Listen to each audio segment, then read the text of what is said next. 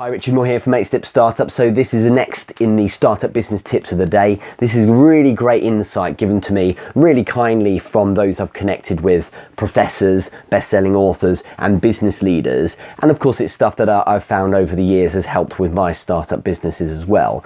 Today's session is on data and getting an understanding of that. That might be a bit dry sounding for some of you, might be very exciting for others, but let me tell you, it's really important to get into understanding your data. And I don't mean necessarily crunching numbers. Data can take the form simply of a response from the front line, so potentially customers you might have out there.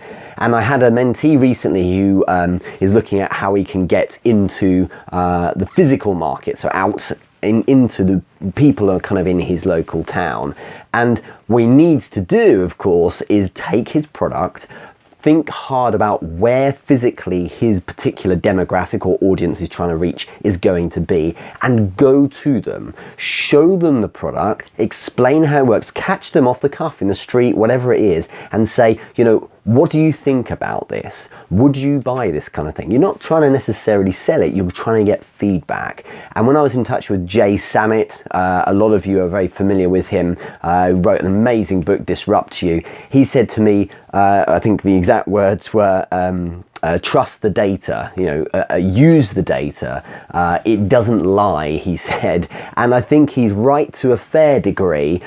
Sometimes data can lie, sometimes it can give you a little bit of a kind of a weird feedback, because sometimes you might have someone in there who says something that skews your results. But in the main, if you speak to enough people, test your product enough with people on the front line, rather than testing your product with yourself, because you're always going to think it's great, or friends and family who are also likely to think it's great, get it out there and ask people, well, what do you think? And you know what, you need to put off profit sometimes for a little bit and actually look at what people are saying about your product. Give it to them for free. Make no margin, just cover your costs, whatever it might be. Just get it out there. So if, for instance, I had a clothing label, I would be sharing my product with as many people as possible and saying, you know, what's it like? Calling up people I gave it to as samples a month later. Has it all fallen apart? Do you like the clothing? Do you actually even ever wear it?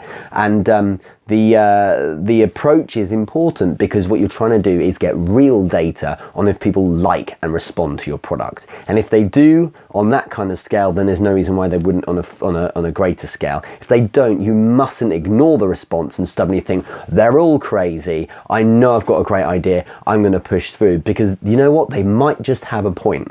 There might be 60 or 70 people you've spoken to in just 1 week, and they're all saying, you know what, I don't think there's any need for that. So you've got to respond to that data. Okay, more tips tomorrow, but bear that in mind. You must react, or at least bear in mind the data from the front line and what people are saying to you, because that's direct feedback from the people who ultimately you're hoping are going to buy your product, and they're the people who are going to sustain your business. Okay, speak to you soon.